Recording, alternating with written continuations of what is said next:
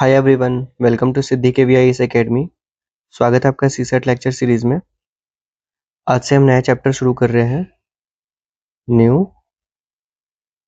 Chapter, जिसका नाम है सिंपल एंड कंपाउंड इंटरेस्ट। ठीक है जी, तो चलिए शुरू करते हैं। सबसे पहले हम सिंपल इंटरेस्ट से शुरू करेंगे। हमारा टॉपिक क्या है?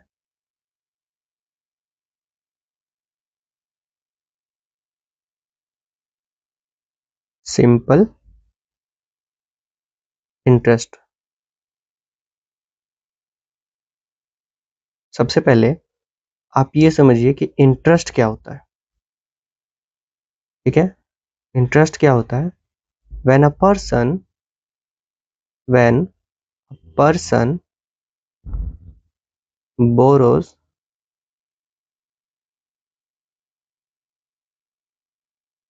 borrows some amount of money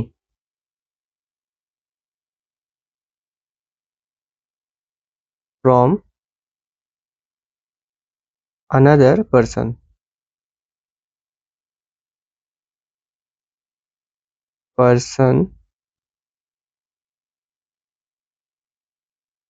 या फिर ऑर्गेनाइजेशन। ठीक है, ऑर्गेनाइजेशन मतलब बैंक मान लीजिए। ठीक है जी, देन द पर्सन मतलब बोरोवर। ठीक है जी, किसकी बात हो रही है? बोरोवर की बात हो रही है। पर्सन मतलब borrower pays some extra money या अमाउंट, मनी या फिर अमाउंट ड्यूरिंग रीपेमेंट। ठीक है, इसको ही क्या बोलते हैं? Is called interest. ठीक है जी, अब ये जो इंटरेस्ट है, ये डिपेंड करता है, डिपेंड्स ऑन लेंडर्स। ठीक है, मतलब जो देनदार है, जो पैसे दे रहा है हमें, ठीक है, जिससे हम अमाउंट ले रहे हैं, मनी ले रहे हैं, ऑर्गेनाइजेशन हो या पर्सन हो, तो उसके ऊपर डिपेंड करता है कि वो जो इंटरेस्ट होगा, तो इंटरेस्ट का दर मतलब रेट कितना लेगा। ठीक है, जिसको हम रेट ऑफ इंटरेस्ट भी बोलते हैं। क्या कहते हैं? Rate of interest. ठीक है जी, अब जैसे कई बैंक है, वो क्या कहते हैं कि हम 7% पे लेंगे, एट द रेट 7% पर एनम। ठीक है, मतलब एक साल का 7%। ठीक है जी, तो ऐसे इंटरेस्ट लेते हैं। अब एक एग्जांपल देखिए, मान लीजिए V जो है वो पैसे लेता है, V टेक्स 150 रुपये। ठीक है, इससे from K, and after using 150 रुपये V returns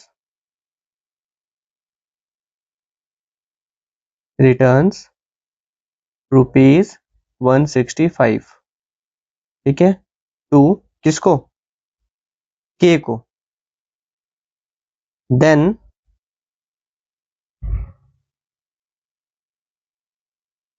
इंटरेस्ट अमाउंट कितना हो गया बताइए, कैसे निकलेगा? अमाउंट कितना लिया था? 150 रुपये। रिटर्न कितना किया? 165। तो इंटरेस्ट कैलकुलेट करने के लिए हम क्या करेंगे, टोटल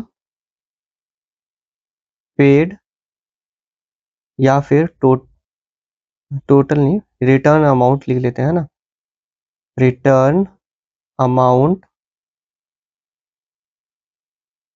जो भी होगा उसमें से हम माइनस करेंगे बोरोड अमाउंट। ठीक है, मतलब हमने कितना उधार लिया, तो अब कितना हो गया ये 165। 165 में से माइनस करेंगे 150, कितना आया 15 रुपए, हमारा इंटरेस्ट बन गया। ठीक है जी, समझ आया इंटरेस्ट का कॉन्सेप्ट। चलिए आगे बढ़ते हैं। इंटरेस्ट में ही कुछ टर्म्स हैं, जैसे प्रिंसिपल, जिसको कैपिटल P से हम डिनोट करेंगे। ठीक है, अब प्रिंसिपल क्या है, इट इज द अमाउंट या फिर it is the money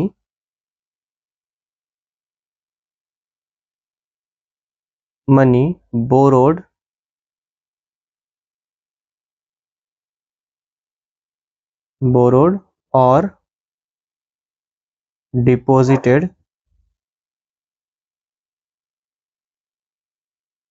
for a certain time. ठीक है, मतलब प्रिंसिपल किसको कहते हैं, या प्रिंसिपल अमाउंट किसको कहते हैं, ये वो अमाउंट है, ये वो मनी है जो या तो हमने लिया है या हमने डिपॉजिट किया है। ठीक है, कुछ समय के लिए। तो हमारा जो मेन अमाउंट है वो प्रिंसिपल अमाउंट है। जैसे कि यहाँ पे ये जो 150 रुपये है, ये क्या है, ये है प्रिंसिपल। ठीक है जी, प्रिंसिपल अमाउंट। सेकंड पॉइंट है अमाउंट, जिसको ए से हम डिनोट करेंगे। तो अमाउंट क्या है, द सम ऑफ प्रिंसिपल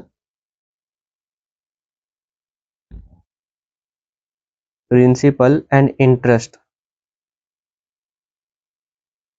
मतलब टोटल की बात कर रहा है ये। ठीक है, amount is equals to principal plus interest.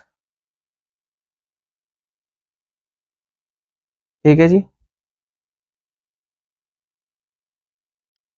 Next, rate of interest, जिसको डिनोट करेंगे हम आर से। ठीक है, इसको शॉर्ट फॉर्म में ROI भी कहते हैं, ROI। ठीक है, it is the interest, is the rate at which interest is charged। ठीक है, on प्रिंसिपल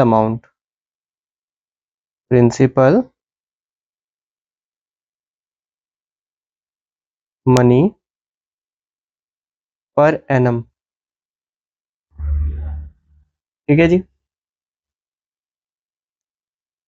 इसके बाद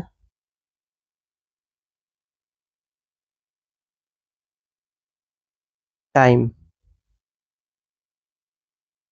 टाइम को T से या फिर N से डिनोट किया जाएगा, और N। ठीक है, टाइम क्या है, the period for which the money is borrowed या डिपॉजिटेड। ठीक है जी। देखिए प्रिंसिपल अमाउंट क्लियर हो गया था कि क्या है ये, जो हमने पैसा लिया है या जो पैसा हमने डिपॉजिट किया है, मेन अमाउंट जो हमारा है उसको हम कहते हैं प्रिंसिपल। अमाउंट क्या होता है, अमाउंट होता है सम किसका, प्रिंसिपल का और इंटरेस्ट का, इन दोनों को हम जब ऐड करेंगे प्रिंसिपल और इंटरेस्ट को तो हमारा बन जाता है अमाउंट। ठीक है जी। थर्ड टर्म आता है rate of interest. Rate of interest क्या होता है, वो रेट, ठीक है, जिसपे कि इंटरेस्ट लगाया गया है। ठीक है, और ये इंटरेस्ट किस पे लगा है, प्रिंसिपल पे लगा है, प्रिंसिपल मनी पे पर ईयर। ठीक है, 1 साल का ईयरली लगा है। अब फोर्थ टर्म आता है टाइम। टाइम क्या होता है कि ये जो हमने पैसा लिया है, अमाउंट लिया है या फिर अमाउंट हमने डिपॉजिट किया है, ये कितने समय के लिए किया है उसको हम टाइम कहते हैं। ठीक है, क्लियर हुआ यहां तक। चलिए आगे बढ़ते हैं। अब हमारा कॉन्सेप्ट आता है सिंपल इंटरेस्ट का। सिंपल इंटरेस्ट, ठीक है, नाम से ही समझ आ रहा होगा, इंटरेस्ट वो और सिंपल। इसको डिफाइन कैसे करते हैं, if the interest is calculated on the original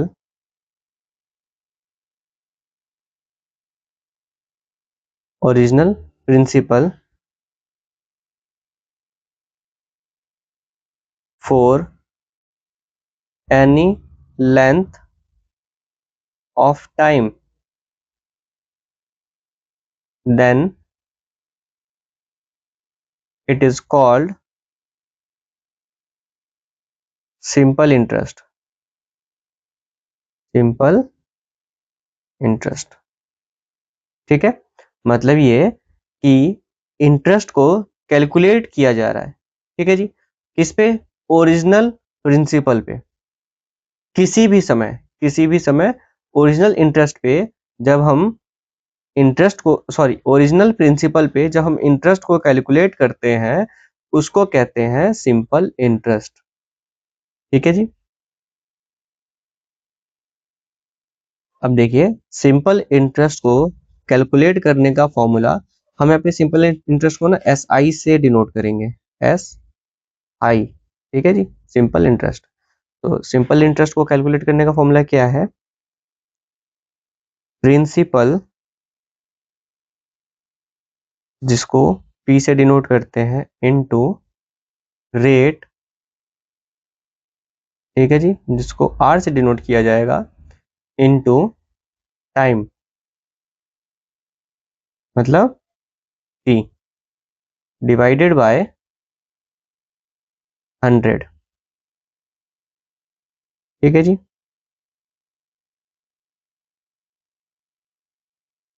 समझ आया, principal into rate into time divided by 100।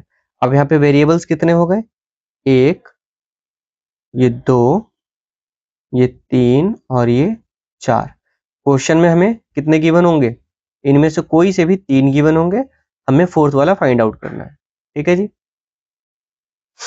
अब इनको क्या हम थोड़ा से और सिंपल वे में लिख सकते हैं, इसी फॉर्मूले को, S I is equals to P into R into T upon 100। ठीक है जी।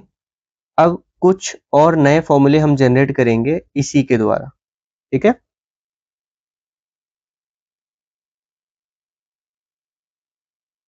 सम बेसिक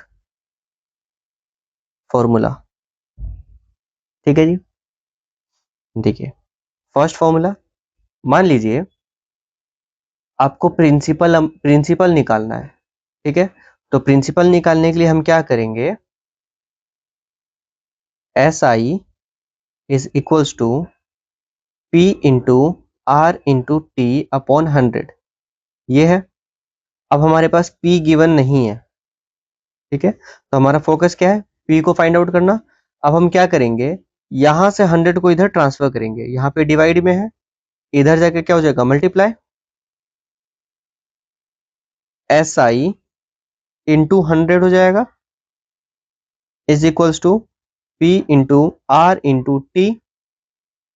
अब यहाँ पे ये दोनों R और T मल्टीप्लाई में है, यहां जाके क्या हो जाएंगे, डिवाइड। ठीक है जी। तो अब क्या बनेगा ये formula, SI into 100 upon R into T is equals to P। ठीक है जी। तो क्या हमारे पास एक फॉर्मूला मिल गया, P is equals to SI into 100 upon R into T. ठीक है जी।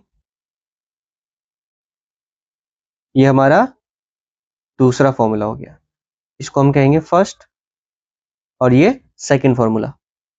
ठीक है जी, क्लियर यहां तक।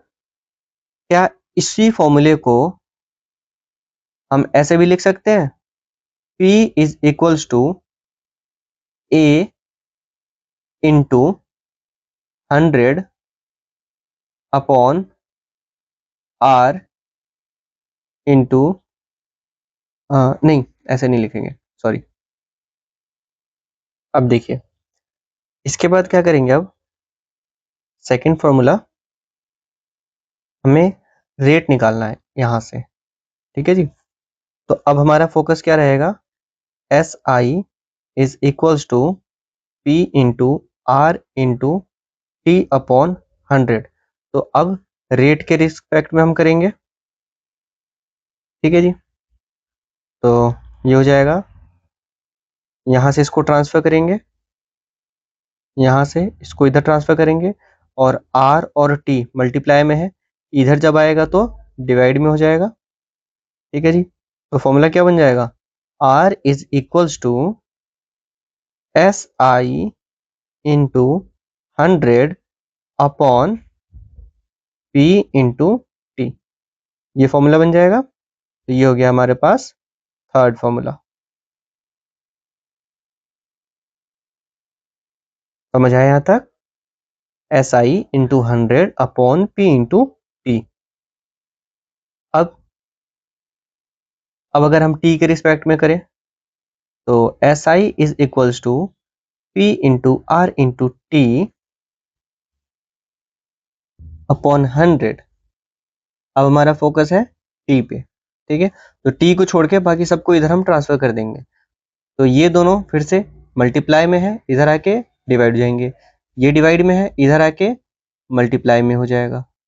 ठीक है जी। तो क्या बना, T is equals to SI into 100 upon P into R। समझ आया। तो ये हमारे लिए फोर्थ फॉर्मूला बन गया। यहां तक किसी को कोई समस्या, कितने फॉर्मूले हुए, 1 2 3 और ये 4। अभी 2 और निकालना बताते हैं, ठीक है ना। देखिए स्टार्टिंग में हमने क्या पढ़ा था यहाँ पे, amount equals to principal plus interest. ठीक है, तो इंटरेस्ट जो है यहाँ पे हम इसको ऐसा ही मान लेते हैं। ठीक है, देखिए हमारे पास फॉर्मूला है, अमाउंट मतलब A is equals to principal, principal यानी P प्लस इंटरेस्ट, इंटरेस्ट। तो अभी के लिए मान के चलते हैं SI वाला। ठीक है, अब इसको हम शॉर्ट में जरा लिखें, A equals to P plus SI। ठीक है जी, किसी को कोई समस्या। ठीक है, अब हमें पता है SI का फॉर्मूला क्या होता है, SI कैलकुलेट करने के लिए यहाँ पे हमें पढ़ा है अभी। ठीक है, तो अब क्या हम इसको ऐसे लिख सकते हैं, A is equals to P plus P into R into T upon 100। यही है PRT 100। ठीक है जी। क्या मैं सही हूं? बिल्कुल। अब अगर बोला जाए यहां से आपको पी कैलकुलेट करना है,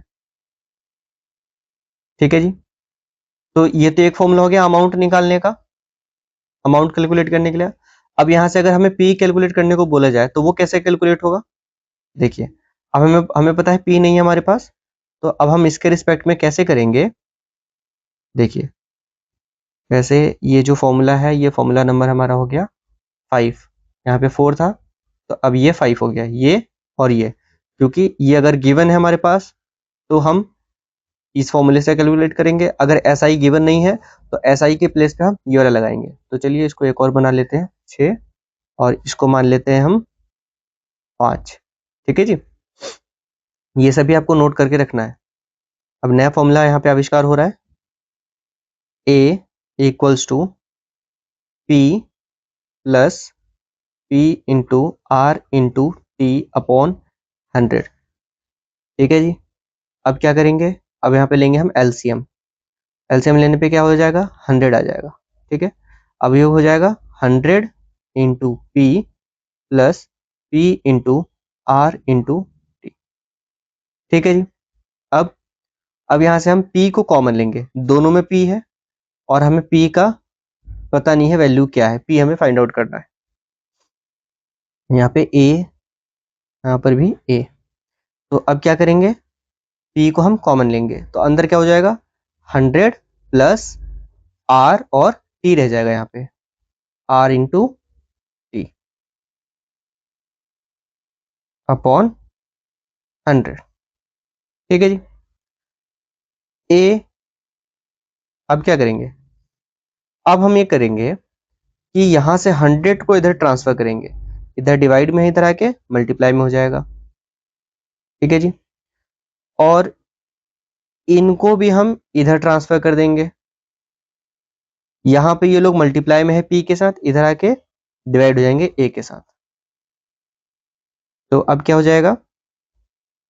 ए इंटू 100 डिवाइडेड बाय ये पूरा ब्रैकेट का 100 plus R into T is equals to A, sorry, is equals to P, ठीक है। तो अब हमारे हाथ में फॉर्मूला क्या आ गया?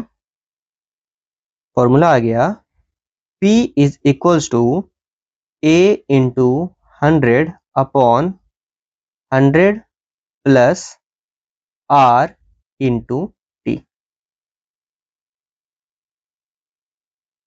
ठीक है जी। तो ये हो गया formula number 7।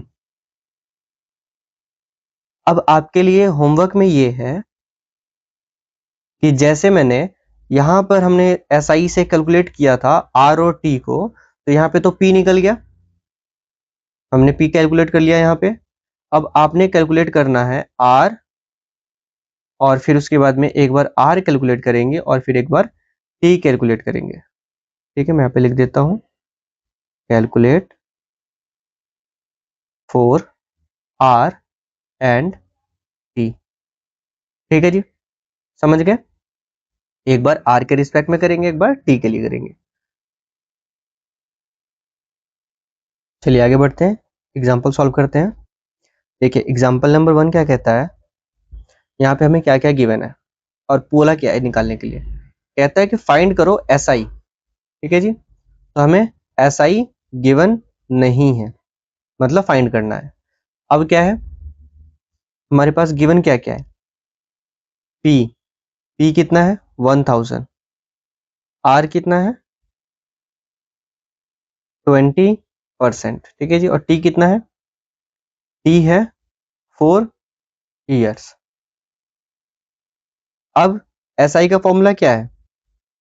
SI equals to P into R into T upon 100, ये फॉर्मूला है SI के लिए। अब मैंने क्या कहा था, यहाँ पे 4 वेरिएबल्स है, 1 2 3 और 4, 4 में से 3 गिवन होगा, तो P R और T तीनों गिवन है। हम फॉर्मूले पुट करेंगे, हमारा फोर्थ निकल जाएगा। तो P कितना है? 1000 इंटू R कितना है?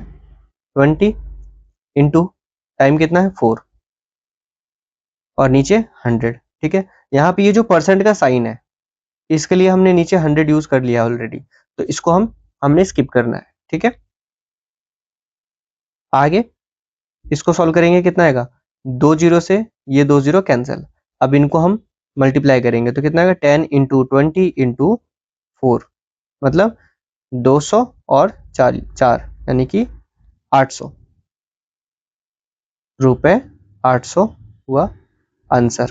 क्या है ये, SI, मतलब सिंपल इंटरेस्ट। ठीक है जी, किसी को कोई समस्या है यहां तक?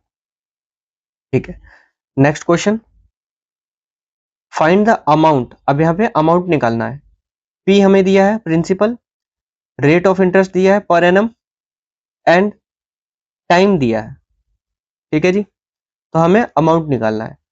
अमाउंट निकालने का फॉर्मूला क्या है, A equals to P plus SI हमें गिवन नहीं है, यहाँ पे PRT दिया है, मतलब हमें कौन सा फॉर्मूला यूज करना है, अभी लास्ट में जो हमने जनरेट किया था फॉर्मूला नंबर 6, PRT हमें गिवन है, ठीक है जी। तो इस फॉर्मूले की बजाय हम क्या लिखेंगे, P plus P into R into T upon 100, ठीक है जी। P कितना है, P है 2400, R कितना है 6:2/3,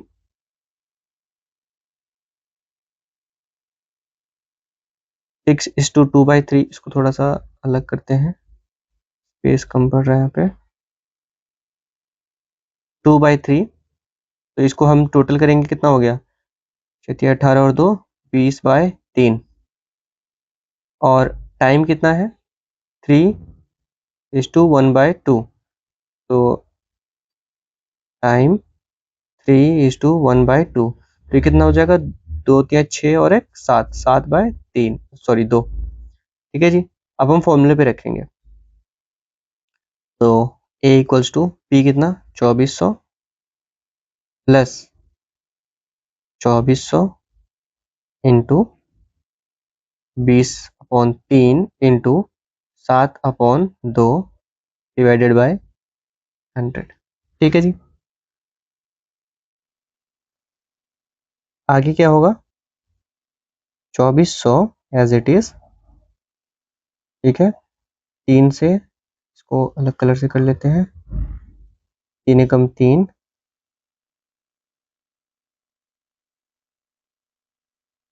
3 8 24, 2 एकम 2, 2 चौक 8, 400 रह गया, ठीक है। तो सिंप्लीफाई होने के बाद में अब यहाँ पे क्या आ जाएगा, 400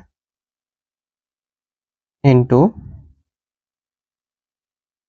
20 इंटू 7, ठीक है जी, डिवाइडेड बाय 100, एक जीरो से मतलब 2 जीरो से ये 2 जीरो कैंसिल, तो अब कितना हो जाएगा, 2400 प्लस 4 दूनी 8 और 8 सते 56, 560, ठीक है जी।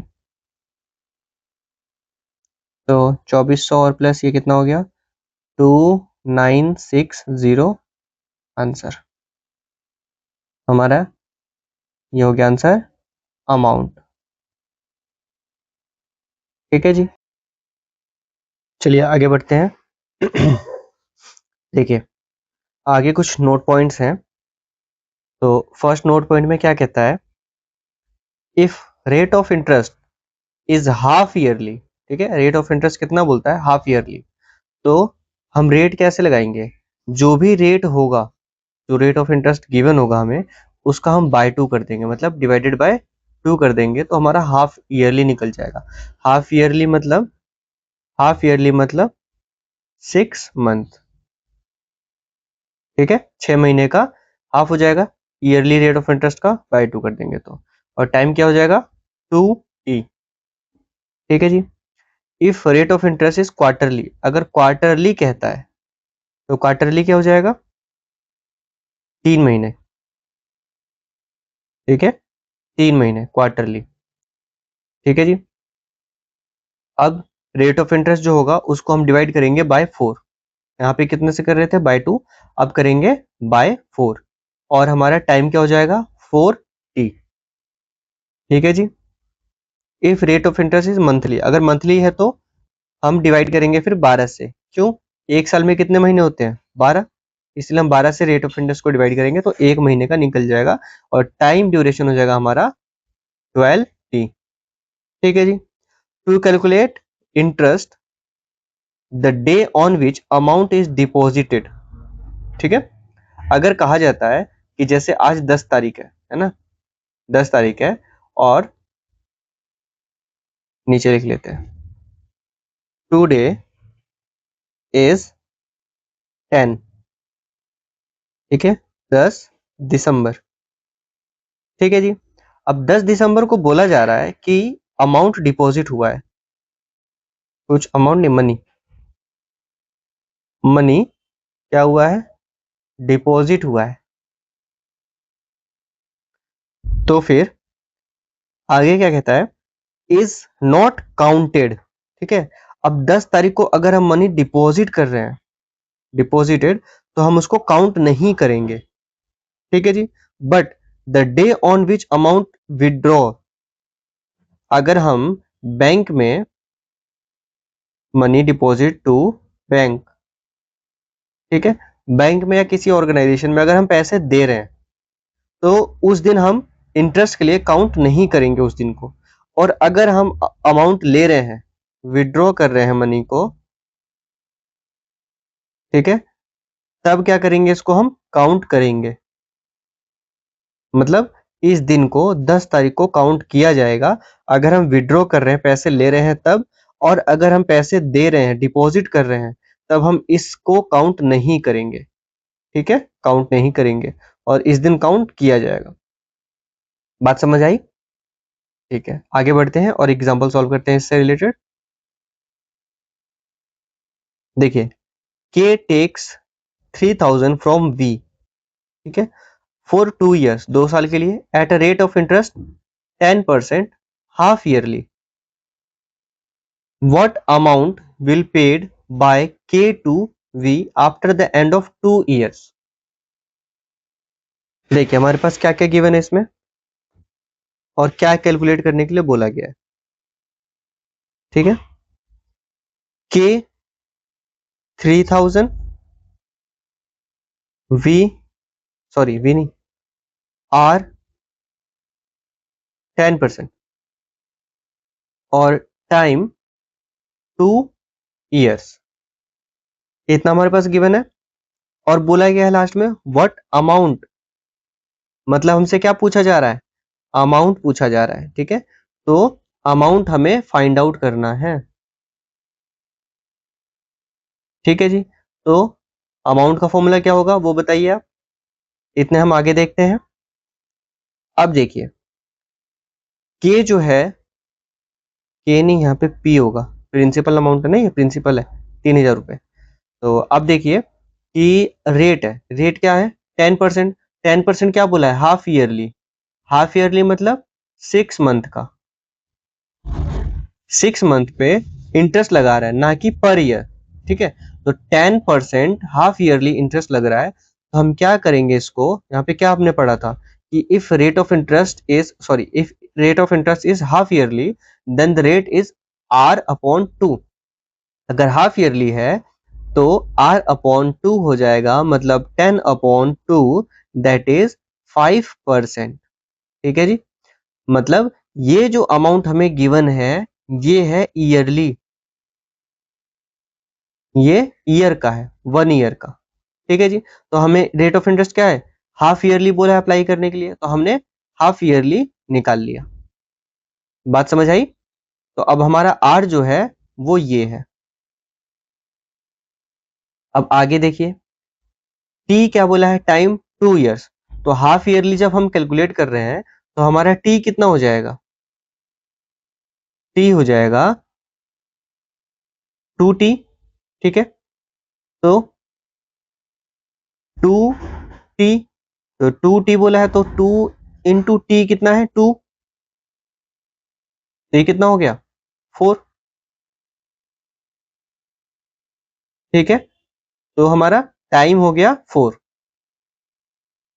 ठीक है जी, जिसको हम टी कहते हैं। समझ आया यहाँ तक? अब बारी आती है फॉर्मूले की। तो फॉर्मूला हम क्या इस्तेमाल करेंगे? अमाउंट निकालने के दो फॉर्मूले हैं, एक तो है P प्लस एस आई और दूसरा एस आई को ही हम ओपन कर देंगे, तो P plus P into R into T upon 100। तो हम इन दोनों में से कौन सा इस्तेमाल करेंगे? बिल्कुल इस वाले को। क्यों? क्योंकि हमें P, R और T गिवन है, एस आई गिवन नहीं है।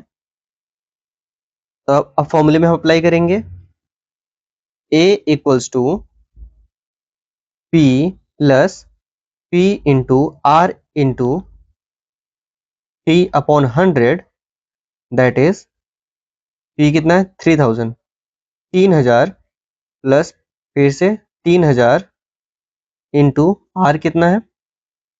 ये आर है 5 इंटू टी है 4 डिवाइडेड बाय 100। 2 जीरो से 2 जीरो कैंसिल, तो अब कितना हो गया? 3000 प्लस 30 इंटू 5 इंटू 4, 3000 प्लस 5 चौक 20 और 20 और 30 कितना हो गया? 600, ठीक है जी। तो ए कितना हो जाएगा? ए इक्वल्स टू 3600, ये हो गया रुपीज 3600 हमारा फाइनल आंसर, ठीक है जी। मतलब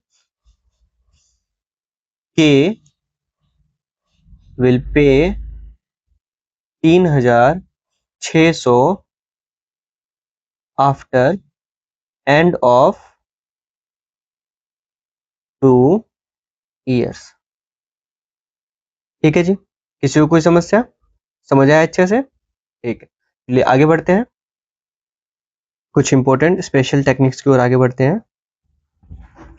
देखिए फर्स्ट टेक्निक क्या कहता है, if sum money becomes n times in t years at simple, then formula for calculating rate of interest will given as this।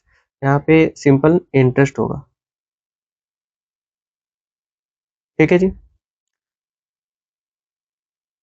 Question मतलब टेक्निक समझ आया कि क्या कह रहा है? अगर क्वेश्चन में गिवन होगा कुछ अमाउंट, ठीक है, कुछ मनी हमने डिपॉजिट किया, यहाँ पे लिख लेते हैं, इफ सम मनी डिपॉजिट, ठीक है, फॉर 3 years, कुछ साल के लिए हमने डिपॉजिट किया और वो क्या बन गया? बिकम्स n टाइम्स, मतलब ये जो मनी है इसका, इस मनी को हम क्या बोलेंगे? प्रिंसिपल। क्या बोलेंगे? प्रिंसिपल। तो ये जो प्रिंसिपल है इनटू कर देंगे n, तो मतलब इतना अमाउंट बन गया, उसको अमाउंट कह सकते हैं, है ना। तो इतना अमाउंट बन गया। तो अब ये किस पे बना है? सिंपल इंटरेस्ट लगा है इसमें। Then formula for calculating rate of interest will given as, तो हमें इस पे रेट ऑफ इंटरेस्ट निकालना होगा इसमें। तो वो रेट ऑफ इंटरेस्ट निकालने का फॉर्मूला क्या है? सबसे पहला फॉर्मूला ये है, ठीक है, ये हमारा फर्स्ट फॉर्मूला है। इसके बाद ये सेकंड फॉर्मूला है, ठीक है जी, और ये थर्ड फॉर्मूला है। समझ आया? है ये तीनों एक ही, बस हमने इधर से उधर ट्रांसफर किया है। जैसे देखिए R T equals to N minus one into 100 है, ये वाला फॉर्मूला है। अब यहां से अगर यहाँ पे क्या टी क्या है? मल्टीप्लाई में है, मतलब आर इंटू टी है। अब इस टी को अगर हम यहाँ भेजें, सॉरी आर को, यहाँ पे क्या है? मल्टीप्लाई में है, यहाँ जाके क्या हो जाएगा? डिवाइड में हो जाएगा। तो T is equals to N minus one into 100 upon क्या, आर को भेज रहे हैं ना, तो नीचे आ गया आर, तो ये वाला फॉर्मूला बन गया। सिमिलरली अगर हम टी को इधर भेजते हो तो ये वाला फॉर्मूला बन जाता। ठीक है जी। और अगर एन के रिस्पेक्ट में निकालना हो तो एन के लिए हम क्या करेंगे, एन के लिए देखिए आर, इस वाले पे हम फोकस करते हैं, ठीक है। R T is equals to N minus 1 into 100। यहाँ पे ये मल्टीप्लाई में 100, इधर जाके क्या हो जाएगा, डिवाइड में हो जाएगा। तो R T upon 100 is equals to N minus 1। अब यहाँ पे माइनस 1 है, 1 जो है माइनस में इधर जाके क्या हो जाएगा, प्लस में हो जाएगा। तो R T upon 100 plus 1 is equals to N. तो ये हो गया हमारे पास फोर्थ फॉर्मूला। ठीक है जी, ये हमारे पास फोर्थ फॉर्मूला हो गया। अगर हमें एन निकालना हो तो, बात समझ आई? ठीक है, एक एग्जांपल देखते हैं इसका, अच्छे से और क्लियर हो जाएगा। अ सम ऑफ मनी बिकम्स 4 टाइम्स। ठीक है, 4 टाइम्स मतलब एन हमारे हमारे पास 4 दिया हुआ है, इन 20 ईयर्स। टाइम कितना है, t इक्वल्स टू 20 गिवन है। Find the rate of interest, तो हमें रेट ऑफ इंटरेस्ट निकालना है। ठीक है जी, फॉर्मूला क्या था, R T is equals to N minus 1 into 100। ठीक है, ये फॉर्मूला था आर टी एन माइनस 1 100। अब यहाँ पे वेरिएबल्स कितने हैं, 1 2 और ये 3। 3 में से 2 गिवन होना चाहिए हमारे पास। तो देखिए एन गिवन है और टी गिवन है, आर निकल जाएगा आराम से, बिल्कुल। तो अब हम फॉर्मूला क्या लगाएंगे, निकालना है क्या हमें, आर फाइंड आउट करना था, तो आर के लिए ये फॉर्मूला, मतलब हम टी को इधर ट्रांसफर कर देंगे। तो R is equals to N minus 1 into 100 upon upon T. तो क्या हो गया, 4 माइनस 1 इंटू 100 अपॉन टी कितना है 20। कितना हो जाएगा, 4 माइनस 1 3 इंटू 100 अपॉन 20। 0 से 0 कैंसल, 2 एकम 2, 2 पंचे 10, मतलब 5 से 15। ठीक है, तो रेट कितना निकल गया, रेट आर इक्वल टू 15%। ठीक है जी, ये हो गया हमारा आंसर। चलिए आगे बढ़ते हैं। अच्छा, उससे पहले इसको हम एसआई वाले फॉर्मूले से भी कैलकुलेट कर सकते हैं, P into R into T upon 100। ठीक है जी, वो कैसे, एसआई जो है, एसआई हमारे पास गिवन है नहीं है।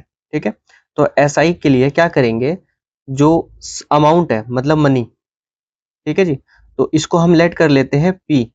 अब ये P जो है वो 4 गुना हो जाता है ना। तो amount is equals to, amount कितना आ जाएगा फिर 4 इंटू पी। ठीक है, तो एसआई क्या निकलेगा, यहां से एसआई निकलेगा, या फिर अमाउंट का फॉर्मूला क्या होता है, P प्लस एसआई।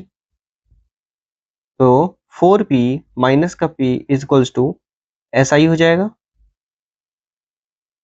ठीक है जी, तो अब क्या हम कैलकुलेट कर सकते हैं, यहां से हमें आर निकालना है और टी गिवन है, एसआई पता लग गया है।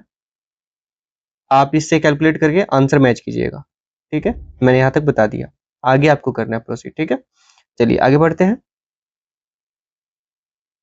Technique number 2, if sum if a sum of money at certain rate of interest becomes n times in t1 years and m times in t2 years, then, कहने का मतलब अब यहाँ पे दो वो किया गया है, कुछ रेट ऑफ इंटरेस्ट लगाया जा रहा है और कह रहे हैं कि एक साल में तो वो अमाउंट n टाइम हो रहा है, यानी कि p इंटू n हो रहा है इन फर्स्ट ईयर। ठीक है जी। और वही अमाउंट सेकेंड ईयर में कितना हो जा रहा है, P into M in second year. ठीक है जी। तो उसको कैलकुलेट करने का फॉर्मूला ये है, if sum of money in a certain time becomes n times at r1 rate of interest and m times in r2 rate of interest, then r2 is equals to this formula। ठीक है। अब इसका use जो है वो अच्छे से हम क्वेश्चन में समझेंगे। देखिए, a sum becomes 2 times, दोगुना हो गया, यानी कि n जो है वो है 2। ठीक है। इन 5 years मतलब ये हो गया हमारे पास t1 at a certain rate of interest, कुछ रेट ऑफ इंटरेस्ट है। अब यहाँ पे रेट ऑफ इंटरेस्ट रिवील नहीं किया है, तो मतलब हमारा फर्स्ट वाला फॉर्मूला लगेगा। ठीक है। Find the time in which same amount will become 8 times at the same rate of interest. तो हमें क्या फाइंड आउट करना है, T2 फाइंड आउट करना है, और M दिया हुआ है हमारे पास। ठीक है जी। तो फॉर्मूला क्या है इसके लिए, T2 इज इक्वल्स टू, ये ना, हाँ, m minus one n minus one into T1। ठीक है जी। अब देखिए, यहाँ पे वेरिएबल्स कितने हैं, 1 2 3 और ये 4। अब इन 4 में से हर बार की तरह हमारे पास कोई भी 3 गिवन होगा, एक नहीं होगा। अब देखते हैं कौन सा नहीं है, T2 नहीं है हमारे पास। ठीक है। तो बाकी सब गिवन होने चाहिए। n कितना है, n है 2। m कितना है, m है 8। T1 कितना है, 5 years। ठीक है जी। तो आप इन तीनों को हम इसमें पुट करेंगे और हमारा आंसर निकल जाएगा। तो T2 is equals to m कितना है 8, 8 माइनस वन अपॉन n कितना है 2, 2 माइनस वन इंटू T1 कितना है 5 is equals to 8 minus one 7, 2 minus one 1 into 5। तो T2 कितना हो गया, 7 बच्चे 35, 35। तो हमारे पास T2 निकल गया 35 ईयर्स, आंसर। आगे बढ़ते हैं। देखिए, इसमें क्या कहता है, if certain sum p in a certain time t amount A1 हो जाता है at rate of interest R1% and same sum amount to A2 at rate of interest R2 in some time, same time, then इसमें एक amount लिया है, एक time लिया है, और एक बार कहता है कि अमाउंट इतना बनता है इस रेट ऑफ इंटरेस्ट पे। ठीक है। अब सेम अमाउंट जो है वही P दूसरे रेट ऑफ इंटरेस्ट पे इतना अमाउंट बन जाता है सेम टाइम में। ठीक है। तो उसको कैलकुलेट करने का फॉर्मूला पहला ये है P निकालने के लिए, और दूसरा ये है T निकालने के लिए। ठीक है जी। कोई समस्या? ठीक है। If rate of interest is uniform, अगर रेट ऑफ इंटरेस्ट यूनिफॉर्म है मतलब सेम है in above mention condition and time is variable, और टाइम जो है वो चेंज हो रहा है। यहाँ पे क्या था, टाइम सेम था, और रेट ऑफ इंटरेस्ट क्या है, वेरिएबल है, मतलब चेंज हो रहा है, यहाँ R1 यहाँ R2। ठीक है जी। तो ये फॉर्मूला यूज हुआ, ये फॉर्मूला निकल के आया हमारे पास। और अगर इस कंडीशन में, अब सेकंड कंडीशन कहता है, इसको कर देते हैं केस 1, और ये हो गया केस 2। ठीक है। तो इस कंडीशन में क्या होता है कि टाइम जो है वो वेरिएबल है और रेट ऑफ इंटरेस्ट जो है वो यूनिफॉर्म है। तो इस केस में हमारे पास ये फॉर्मूला निकल के आता है। ठीक है जी। Where T1 and T2 are time for first and second condition respectively. ठीक है जी। दोनों के लिए T1 T2 जो है वो टाइम को डिनोट कर रहा है। और यहाँ पे R1 R2 rate of interest को डिनोट करता है। क्वेश्चन देखते हैं और अच्छे से क्लियर हो जाएगा। A certain amount in certain time becomes 500। ठीक है, मतलब A1 गिवन है हमारे पास, 500 हो गया। Eight rate of interest R1 given है 8%। ठीक है जी। Per annum SI simple interest लग रहा है and the same amount to 200 रुपए, और वही प्रिंसिपल अमाउंट जो है वो फिर कितना बनता है, A2 इक्वल्स टू 200 रुपए at the rate of interest 2%, मतलब R2 equals to 2%। Find the sum and time, तो मतलब उस प्रिंसिपल को निकालना है, मतलब P बोले तो प्रिंसिपल। ठीक है जी, प्रिंसिपल और टाइम दोनों फाइंड आउट करना है इसमें। तो अब ये बताइए फॉर्मूला कौन सा यूज होगा, कंडीशन 1 का या कंडीशन 2 का? बिल्कुल कंडीशन 1 का यूज होगा। क्यों? क्योंकि हमारे पास R2 और R1 दिया हुआ है, वो भी वेरिएबल कंडीशन में, टाइम सेम है। ठीक है जी। तो अब फॉर्मूला हम अप्लाई करते हैं, P इक्वल्स टू, क्या फॉर्मूला है, A2R1 minus A1R2, A2R1 minus A1R2 upon R1 minus R2। ठीक है जी, ये फॉर्मूला है। अब इस फॉर्मूला में हम इनको पुट करते हैं। A1 A2 R1 R2 सभी गिवन है। A2 कितना है 200 इंटू R1 कितना है 8 माइनस A1 कितना 500 इंटू R2 कितना 2 अपॉन R1 कितना 8 माइनस R2 2। ठीक है जी। अब क्या हो गया, 8 और 2 16, 8 इंटू 2 1600 माइनस 5 इंटू 2 1000, 1000 हो गया। अब 8 माइनस 2 6। अब क्या होगा,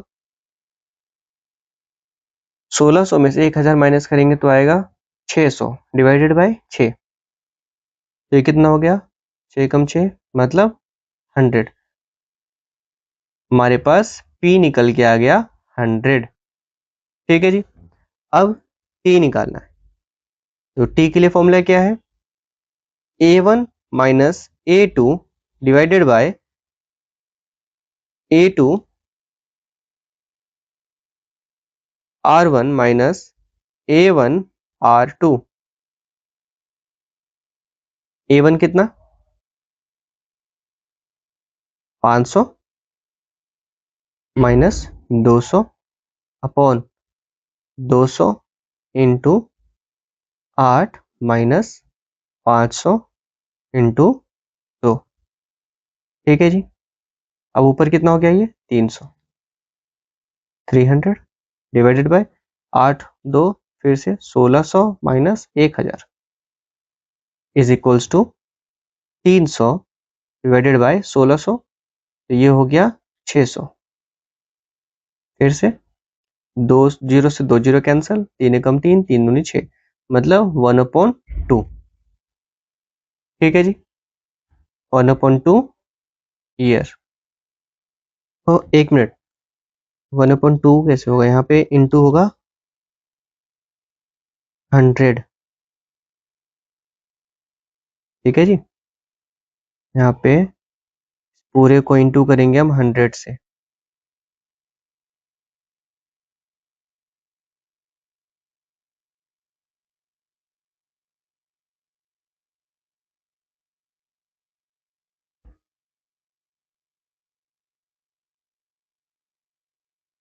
into 100 is equals to 300 upon 600 into 100। 300 एकम 300, 300 दूनी 600, तो एकम 2 तो 50। ठीक है जी, मतलब T जो है वो निकल गया 50 ईयर्स। ठीक है जी, तो ये हो गया हमारा आंसर। फाइनल आंसर क्या हुआ, P equals to 100 and T equals to 100 rupees ना, और ये हो गया 50 ईयर्स। ठीक है जी, किसी को कोई समस्या? चलिए आगे बढ़ते हैं। नेक्स्ट टेक्निक हमारा fourth technique, if SI for a certain some P1 for time T1 and rate of interest R1 is I1 मतलब इंटरेस्ट। ठीक है जी, I1 इंटरेस्ट, I1 जो है वो है इंटरेस्ट। इसके बाद SI for another sum P2 for time T2 and rate of interest R2 is I2, then difference of SI, तो इन दोनों क्या कहते हैं, SI जो लगा है, इंटरेस्ट जो आया है, उसमें डिफरेंस क्या होगा, तो I2 माइनस I1। ठीक है, और अगर हम इस फॉर्मूले को, मतलब इसका सिंपल इंटरेस्ट का अलग और इस सिंपल इंटरेस्ट का अलग अगर फॉर्मूला निकालें, तो उनका जो डिफरेंस है उसको फिर ऐसे कैलकुलेट किया जाएगा। ठीक है, ये और कुछ नहीं है, इनको मैं यहाँ पे थोड़ा सा दिखा देता हूँ। I1 I2 है, तो I2 को हम कैसे लिखेंगे, P2 into R2 into T2 upon 100 minus I1 को कैसे लिखेंगे, P1, यहीं पे कर लेते हैं ना, I1 को P1 into R1 into T1 upon 100। अब क्या बोला है, I2 माइनस I1 करने को, तो हमने इन दोनों को ही वो कर देना है, P2 into R2 into T2 upon 100 minus P1 into R1 into T1 upon 100, that is P, क्या बन गया, P2 into R2 into T2 minus P1 into R1 into T1 upon 100। 100 calcium लेंगे तो 100 आएगा। ठीक है, दोनों तरफ 100 है तो बिल्कुल एज इट इज आ जाएगा। फ्रैक्शन में हमने पढ़ा था नहीं वाला। ठीक है, तो अब देखिए यही वाला जो है वो फॉर्मूला है, ये वाला। ठीक है, यही तो है, कोई डिफरेंस है, बस इसको ही ओपन करके यहाँ पे ऐसे लिखा हुआ है। ठीक है जी, in the above mentioned condition if all the parameters are constant but time is variable then, अगर इसमें P1 P2, ठीक है, सॉरी P और R मतलब प्रिंसिपल और रेट ऑफ इंटरेस्ट दोनों कांस्टेंट है और सिर्फ टाइम चेंज हो रहा है, अकॉर्डिंग टू क्वेश्चन के अंदर सिर्फ टाइम चेंज हो रहा है, बाकी सब कुछ सेम है, इंटरेस्ट नहीं कह सकते, प्रिंसिपल और रेट दोनों कांस्टेंट है, तो उस केस में हम फॉर्मूला का इस्तेमाल करेंगे ये वाला शॉर्ट फॉर्मूला। ठीक है, क्यों, क्योंकि P और R यहां से कॉमन आ जाएंगे। ठीक है जी, when only rate of interest is variable, अगर सिर्फ रेट ऑफ इंटरेस्ट वेरिएबल है तब तब क्या होगा, मतलब यहाँ पे तो टाइम वेरिएबल था, यहाँ पे क्या था, टाइम वेरिएबल था। ठीक है जी, और इस कंडीशन में क्या है, इस कंडीशन में रेट वेरिएबल है, इस कंडीशन में रेट वेरिएबल। ठीक है जी, मतलब ये कि यहाँ पे इसी वाले फॉर्मूले से ये हमारा सेकंड फॉर्मूला हो गया और ये हमारा फर्स्ट फॉर्मूला हो गया, फर्स्ट, ये सेकंड, ये वाला हो गया थर्ड, और ये हो गया हमारे लिए फोर्थ। अब क्या कहता है, अब इस केस में कह रहा है कि यहाँ पे P वेरिएबल है, प्रिंसिपल को वेरिएबल बना दिया यहाँ पे, तो ये हमारा फिफ्थ केस हो गया। ठीक है जी, फर्स्ट, सेकंड, थर्ड, फोर्थ और ये फिफ्थ। समझ आया? कोई हार्ड मतलब वैसे डिफिकल्ट बात नहीं है, साफ और सिंपल सी बात है कि हमने यहाँ पे ये वाला जो सीखा है ना, बस इसको ही वो चेंज करता जा रहा है अकॉर्डिंग टू क्वेश्चन, कि जो जो वेरिएबल है मतलब ये चेंज हो रहे हैं तो माइनस करेंगे तो सिर्फ इन दोनों में से माइनस करेंगे ना, बाकी तो वही सेम ही रहेगा। बस इतनी सी बात है, क्वेश्चन के अकॉर्डिंग समझ आ जाएगा आपको।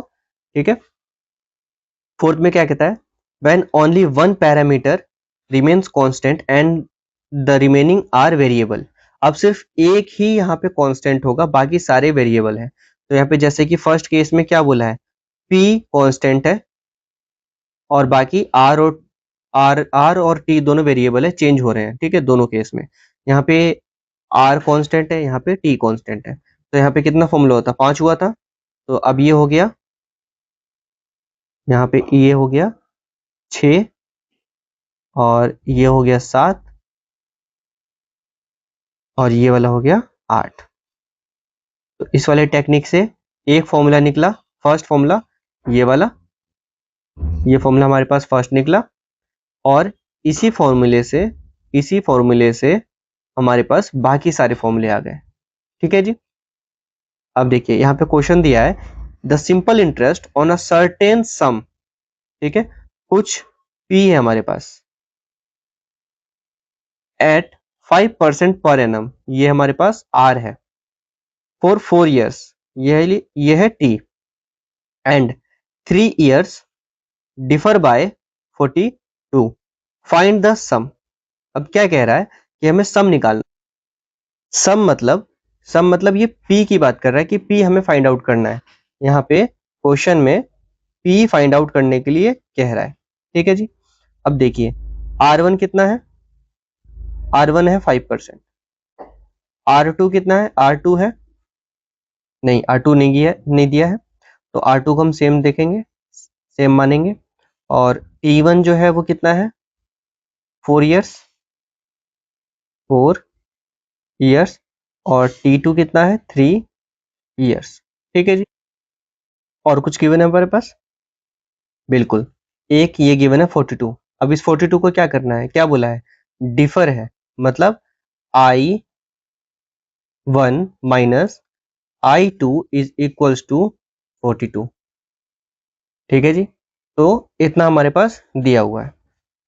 अब हम क्या करेंगे, P निकालने के लिए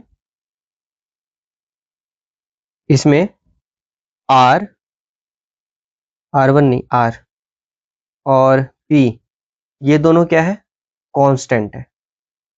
ठीक है जी। तो हम कांस्टेंट वाला फॉर्मूला उठाएंगे, यहां से T वेरिएबल है, तो फॉर्मूला नंबर 3 का हम इस्तेमाल करेंगे, I1 minus I2 is equals to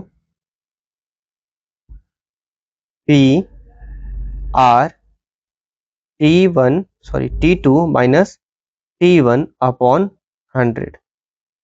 ठीक है जी, इज इक्वल्स टू, यहां से ही करते हैं, 42 I1 minus I2 minus I1 होगा। ठीक है जी। तो कितना है, I2 minus I1 42 is equals to P कितना है, P नहीं पता, तो एज इट इज रहने देंगे। R कितना है, P इंटू R है 5, minus T2 minus T1, T2 कितना है 3 और T1 है 4, तो 3 माइनस का 4।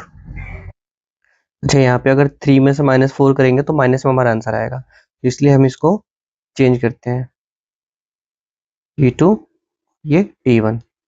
ठीक है जी। तो 4 माइनस 1 हो जाएगा, 4 माइनस 1 अपॉन 100। यहाँ तक किसी को कोई समस्या?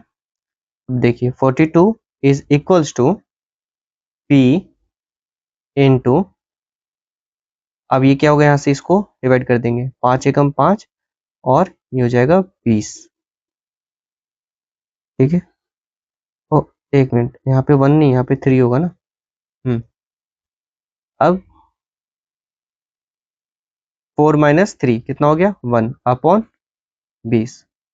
अब यहाँ से ये जो 20 है इसको हम इधर सेंड करेंगे, तो यहाँ पे डिवाइड में इधर जाके मल्टीप्लाई हो जाएगा, तो 42 into 20 is equals to P। तो P कितना आ गया, 42, 4 दूना 8, 2 दूना 4, 400, 840 रुपए, 840 रुपए। ये हो गया हमारा आंसर फाइनल। ठीक है जी। समझ आया? अगर क्वेश्चन में आपको ऐसे ही पहले यहाँ पे 4 दिया है, 4 इयर्स और फिर 3 इयर्स दिया है, तो हम T1 और T2 इसको कंसीडर किए थे। लेकिन अगर हम इसको माइनस में लेके रखते तो हमारा आंसर तो माइनस में आता, और माइनस में नेगेटिव हमारा अमाउंट हो नहीं सकता, है ना? इसीलिए हम इसको अपने अकॉर्डिंग मॉडिफाई कर लेंगे ताकि हमारा आंसर माइनस में ना आए। ठीक है? क्वेश्चन में कई बार ये आगे पीछे घुमा देता है ताकि हमारा आंसर गलत हो जाए, लेकिन हमें ध्यान रखना है कि हमारा अमाउंट जो है वो कहीं माइनस में नहीं आएगा। ठीक है? और खास तौर पे इंटरेस्ट और पैसों के लेन-देन में तो माइनस में तो बिल्कुल नहीं आना चाहिए। ठीक है जी? यहाँ तक समझ आया अच्छे से? ठीक है। अब देखिए, आज की क्लास में सिंपल इंटरेस्ट और इंटरेस्ट क्या होता है ये हम पढ़ चुके हैं। ठीक है जी? इससे related techniques 1 to technique number कितना था, 4, है ना? टेक्निक नंबर 4 तक कंप्लीट हो चुका है, कंप्लीट हो गया है। ठीक है जी? आज की क्लास में हम इतना ही करेंगे। नेक्स्ट क्लास में हम टेक्निक नंबर 5 से शुरू करेंगे। ठीक है? 5 ऑनवर्ड। तब तक के लिए आप आज जो पढ़ाया गया है इसको रिवाइज कीजिए, और इससे रिलेटेड अगर कोई आपके पास क्वेश्चन मिलते हैं या बुक है तो उसमें से क्वेश्चन प्रैक्टिस कीजिए। ठीक है जी? जो सॉल्व हो जाते हैं ठीक है, नहीं होंगे तो हम आगे जब सॉल्व करेंगे टेक्निक 5 से आगे तो और बाकी क्वेश्चन उससे रिलेटेड होंगे तो वो उससे सॉल्व हो जाएंगे। अगर फिर भी आपको कोई डाउट आता है इससे रिलेटेड तो आप हमसे हमारे टेलीग्राम ग्रुप को ज्वाइन कीजिए और यहाँ पे हमसे अपने डाउट्स पूछ लीजिए। ठीक है जी? तो चलिए मिलते हैं आपसे अगली क्लास में।